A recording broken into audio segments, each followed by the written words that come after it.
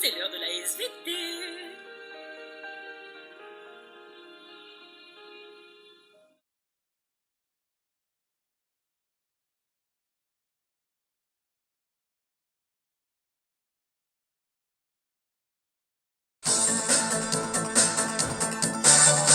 Mastocyte Go, des granulations en action. Mastocyte Go, va accomplir ta mission. Dans les tissus, il y a des intrus. Tes récepteurs PNR vont initier la guerre. Mastocyte Go, Mastocyte Go, histamine Go, dilatation des vaisseaux. Médiateur Go, recrutement des neutrons. Par diaténèse, tu gagnes à l'aise. Les lieux bourrés pathogènes, saloperie d'antigènes. Médiateur Go, médiateur Go. Macrophage Go, tes pseudopodes se déploient. Macrophage Go, tu phagocytes comme un roi. Tu accumules des vésicules. Digère les miasmes morbidiques à coups d'enzymes lithiques. Macrophage Go, phagocyte Go, dendritique Go, la sentinelle en faction. Ficanas Go, file vite dans les ganglions. Active de suite les lymphocytes. Présente-leur ton CMH, ça va partir en clash. Sentinelle Go, apprêtement Go, inflammation Go, la première des protections. Tuméfaction Go, rougeur, chaleur et douleur. Tous ces symptômes permettent en somme de te guérir plus vite et déclencher la suite. Immuno Go, Immuno Go, Immuno Go, Immuno.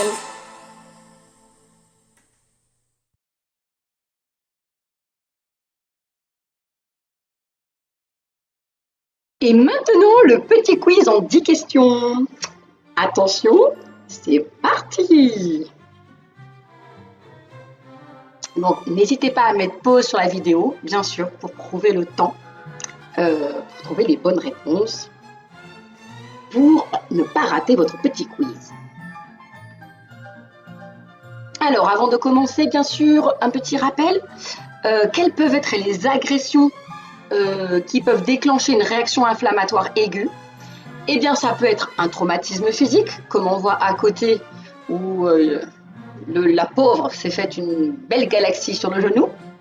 Ça peut être une chaleur intense, comme en dessous la main de la famille Adams. La chose a essayé de faire du repassage, mais ça a raté. Donc une brûlure. Ça peut être une irritation chimique ou bien sûr une infection, comme en ce moment avec le coronavirus. Alors, première question. Quels sont les signes d'une réaction inflammatoire? On propose rougeur, chaleur, tuméfaction, douleur, impotence fonctionnelle, ça veut dire qu'on n'arrive pas à bouger, des vilains mots, un gros énervement et potentiellement de la fièvre.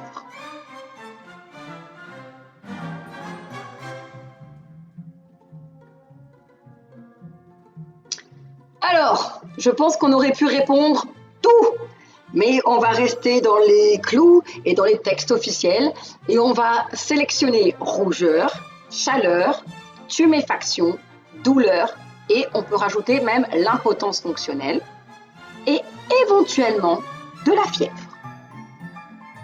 Deuxième question, qu'est-ce qu'un antigène? Un truc qui gêne? Une molécule, un virus, un organisme, bactérie, protozoaire, champignon, bref, n'importe quoi, toute substance qui peut engendrer une réaction immunitaire et la création d'anticorps.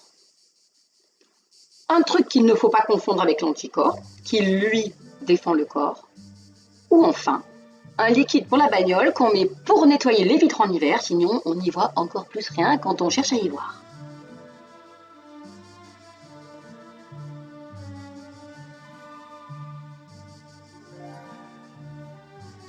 Évidemment, c'est la seule définition à retenir, c'est une molécule, un virus, un organisme, n'importe quoi qui peut engendrer une réaction immunitaire et la création d'anticorps qui apparaissent alors dans le sérum, dans le sang.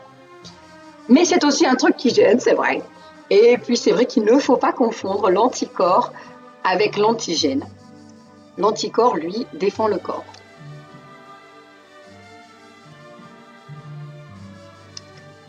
Alors, on va parler des cellules sentinelles, donc qui sont des cellules qui patrouillent en permanence dans les tissus. On en a parlé dans la chanson. La première qui a été mentionnée, c'est la catégorie des mastocytes. Donc, ces mastocytes vont patrouiller et repérer dans les tissus, grâce à des récepteurs non spécifiques,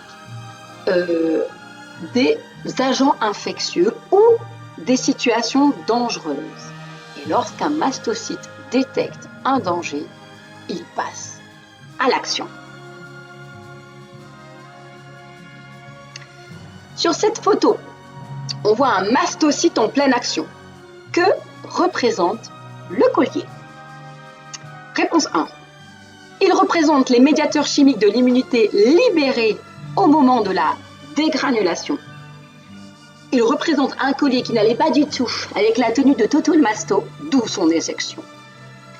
Il représente une sorte de filet envoyé par le mastocyte pour attraper les pathogènes.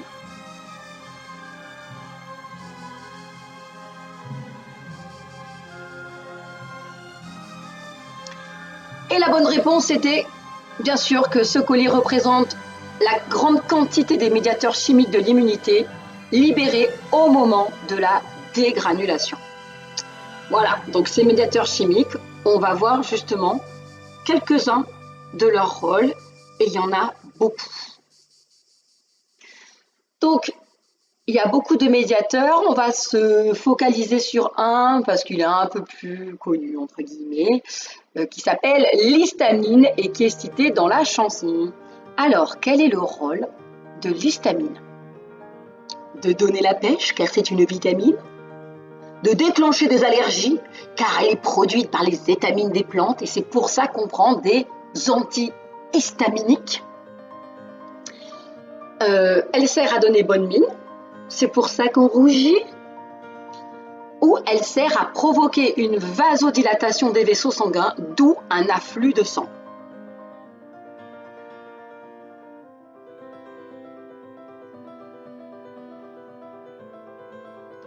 Et bien sûr, ça sert à provoquer une vasodilatation des vaisseaux sanguins, d'où la chaleur et la rougeur. Alors, grâce à cet afflux sanguin, les cellules de l'immunité vont pouvoir justement sortir des vaisseaux parce que le sang ralentit. Ce sang contient du dioxygène, des nutriments qui vont être nécessaires pour produire de l'énergie pour défendre justement l'organisme. L'histamine augmente aussi la perméabilité des capillaires. Donc, du plasma va sortir. Le plasma, c'est le liquide du sang. Il va sortir et il va justement créer ce qu'on appelle l'œdème, la tuméfaction, parce que forcément, en sortant, ça va gonfler. Alors, ce plasma contient des facteurs de coagulation, des anticorps, tout un tas de choses qui vont permettre une bonne guérison. Alors, autre rôle des médiateurs chimiques, c'est le recrutement des cellules immunitaires, comme on vient de le dire. Alors, qui sont ces cellules immunitaires? Par exemple, les neutrophiles et les monocytes qui se trouvent dans le sang. Alors, comment se nomme le phénomène représenté ci-contre qui permet justement la sortie des cellules immunitaires du sang vers les tissus infectés? La diurèse, la diapédèse, l'électrophorèse ou le diocèse?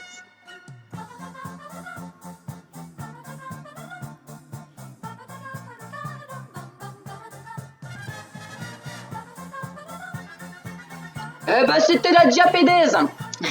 Alors la diapédèse, c'est effectivement le fait que les cellules immunitaires sortent du sang. Alors comment est-ce qu'elles font pour savoir où sortir?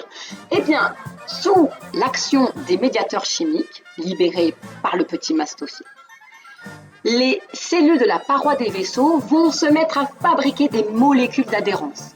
Donc les cellules immunitaires qui sont dans le sang, d'un coup, elles vont trouver ces espèces de petits panneaux, cette petite signalisation. Elles vont s'accrocher à ces molécules d'adhérence, c'est l'adhésion. Elles vont rouler le long de la paroi des capillaires. Puis, elles vont sortir entre les cellules. On appelle ça la diapédèse. Une fois arrivées dans le tissu infecté, les cellules immunitaires vont être guidées vers les lieux de l'infection grâce à des chemins chimiques. Ça leur permet de se repérer.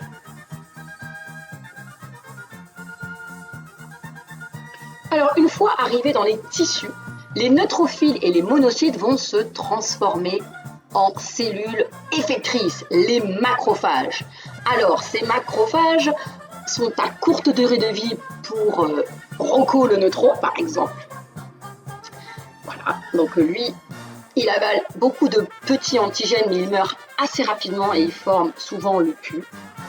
Et puis, certaines cellules vont se transformer en macrophages à longue durée de vie, comme les monocytes. Et eux, ils sont capables de proliférer et de vivre plusieurs années.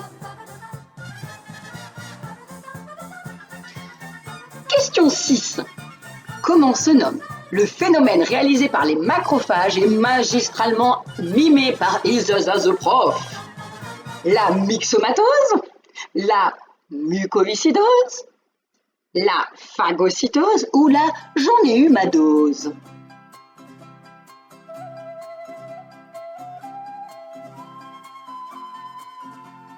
Mais c'était la phagocytose! Et voilà les étapes que vous devez mémoriser. Alors cette phagocytose démarre avec la création de pseudopodes qui sont des expansions cytoplasmiques qui vont donc venir englober le pathogène, c'est l'étape d'adhésion. Ce pathogène peut être lié ou non avec un anticorps. Donc il peut effectivement prendre aussi ce qu'on appelle des complexes humains ou des pathogènes tout seul. Puis ce pathogène va être internalisé à l'intérieur du macrophage dans une vésicule, un compartiment qui s'appelle le phagosome. Ce phagosome va fusionner avec un autre compartiment qui s'appelle le lysosome. Le lysosome qui est plein d'enzymes qui vont se déverser dans le phagosome et qui vont commencer à digérer et découper les pathogènes, ainsi d'ailleurs que les potentiels anticorps qui étaient là.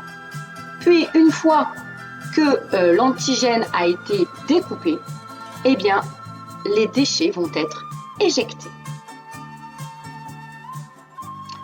Alors, maintenant que vous savez, que vous connaissez les différentes étapes de la phagocytose, est-ce que vous pouvez dire à quoi correspondent les structures qui sont montrées dans la vidéo? Alors, en 1, en 2, en 3 et en 4.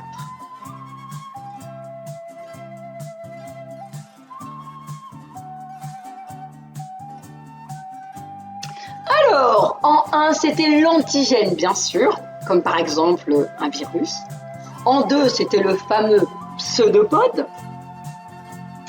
En 3, il s'agissait du phagosome, donc le compartiment qui contient les antigènes. C'est pour ça que vous voyez que dedans, eh bien, on trouve l'antigène, le virus. Et en 4, c'est le lysosome, donc qui contient plein d'enzymes qui étaient les petites boulettes bleues qui étaient dedans, qui sont censées représenter les enzymes, qui vont se déverser dans le phagosome pour digérer l'antigène. Maintenant, nous allons parler d'autres cellules sentinelles qui, elles, viennent ficanasser dans les tissus. Elles essayent de repérer les antigènes qui s'y promènent. Alors, j'ai nommé les cellules dendritiques.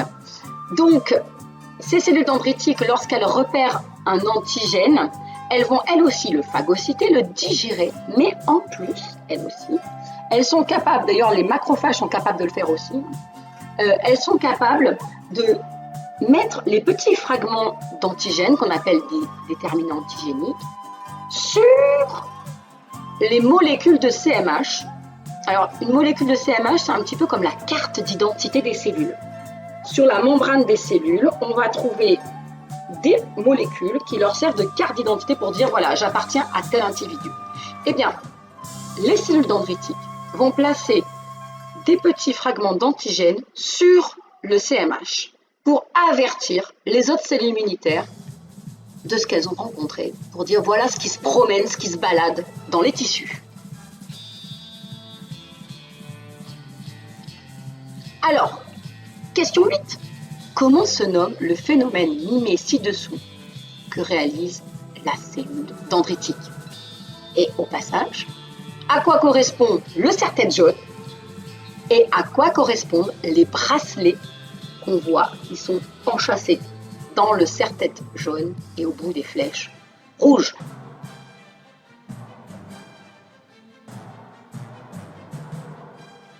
Alors le phénomène, ça s'appelle l'apprêtement de l'antigène. Et évidemment, le serre-tête jaune correspond à la molécule du CMH, la fameuse carte d'identité. Et les petits bracelets représentent les déterminants antigéniques, c'est-à-dire les petits morceaux d'antigènes qui sont présentés aux autres cellules de l'organisme, notamment aux cellules immunitaires.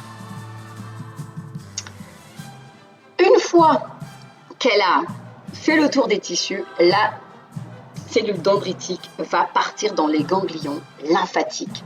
Ganglions lymphatiques qu'on voit sur le bord en vert. Donc les ganglions lymphatiques sont répartis un peu partout dans le corps et c'est là où sont stockées les cellules immunitaires. Et ils se trouvent souvent sur le chemin des vaisseaux lymphatiques, évidemment. Alors, que va-t-elle faire dans les ganglions lymphatiques? Première solution, elle emmène les pathogènes dans les ganglions pour les regrouper et les détruire. Deuxième solution, elle retrouve d'autres cellules dendritiques et tente de gagner le concours de la semaine des reines du shopping en défilant avec le plus bel antigène. Sinon, troisième solution, dégoûtée d'avoir trouvé un pathogène, elle rejoint d'autres dendritiques pour une thérapie de groupe dans les ganglions qui grossissent alors, d'où l'expression populaire avoir les boules quand on a une infection. Quatrième solution, elle active des lymphocytes qui se trouvent dans les ganglions en leur présentant le CMH apprêté de l'antigène.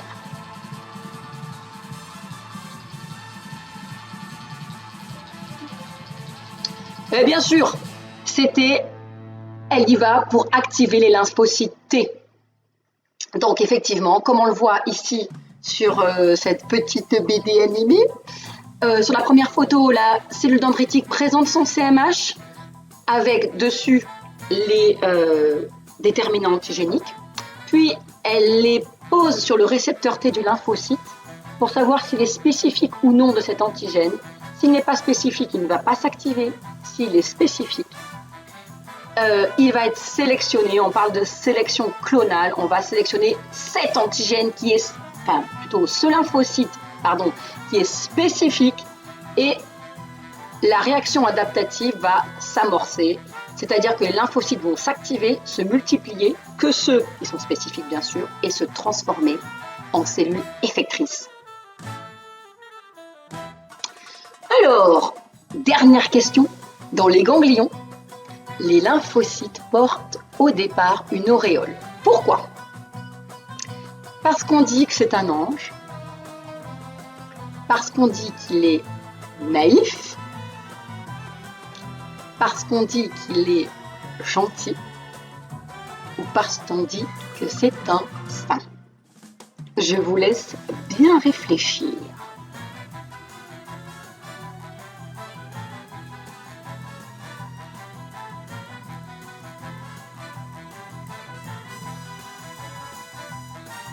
Question difficile.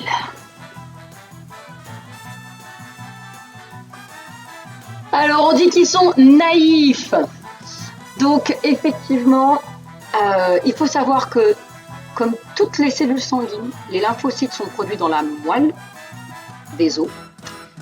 Puis ils vont subir une maturation. C'est-à-dire qu'en gros, les cellules souches vont se différencier en lymphocyte B, lymphocyte T, etc., etc. Mais avant d'être effecteurs, ils vont devoir maturer. C'est-à-dire qu'ils vont devenir immunocompétents, capables de reconnaître le non-soi. Ce qui est à moi, ce qui n'est pas à moi. Ça, c'est être immunocompétent. Pour les lymphocytes B, acquérir cette immunocompétence se fait dans la moelle rouge des os. Donc, ce sont des lymphocytes B pour bone marrow.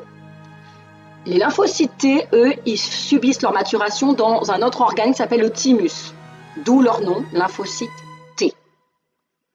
Une fois que les lymphocytes sont devenus immunocompétents, on va aussi vérifier qu'ils ne sont pas autoréactifs, c'est-à-dire qu'ils réagissent contre des cellules du soi. Dans ces cas-là, c'est très dangereux, c'est ce qu'on appelle les maladies auto-immunes. Donc, une fois qu'on a vérifié qu'ils étaient capables de bien reconnaître le soi du non-soi et qu'ils n'allaient pas s'attaquer au soi, eh bien, ces lymphocytes B sont matures, mais ils sont naïfs. Naïfs parce qu'ils n'ont jamais rencontré leur antigène. Peut-être qu'ils ne le rencontreront jamais. S'ils ne le rencontrent pas, ils vont être tués, simplement, ils vont s'autodétruire. Si par contre, ils le rencontrent, ils vont devenir actifs, c'est-à-dire qu'ils vont être sélectionnés et puis ils vont se multiplier, se transformer. Et c'est pour ça que sur la photo, vous voyez que le lymphocyte 3 qui était spécifique et qui a été sélectionné, il n'a plus une auréole, mais il a des cornes de diable. Et maintenant, les résultats!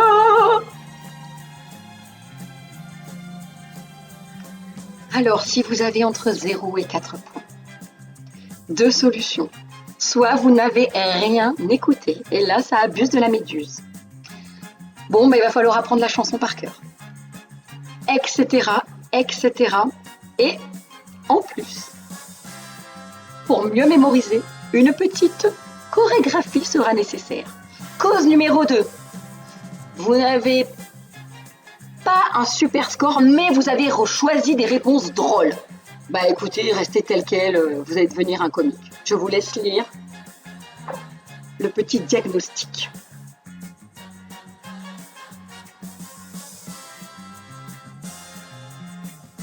Si vous avez entre 5 et 7 points, bah c'est pas mal, mais il faut encore un petit visionnage et attention, donc avec l'accent marseillais, on s'accroche, on lâche rien, là on donne tout. Bon, la première mi-temps, elle était, dirons-nous, un peu frileuse, mais bon, on n'était pas dedans, et là, on va se reprendre. Là, on y croit, c'est un match, ça se joue jusqu'au bout. Moi, ok, je me demande si on ne devrait pas prévoir des coachs dans l'éducation nationale.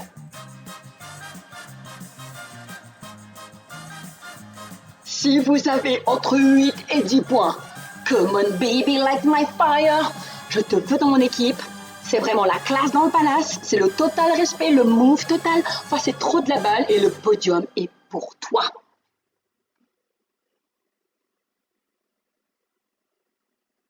Si vous avez plus de 10 points, soit il faut recompter. Et pour les profs de maths, eh ben vous n'êtes pas sortis du sable.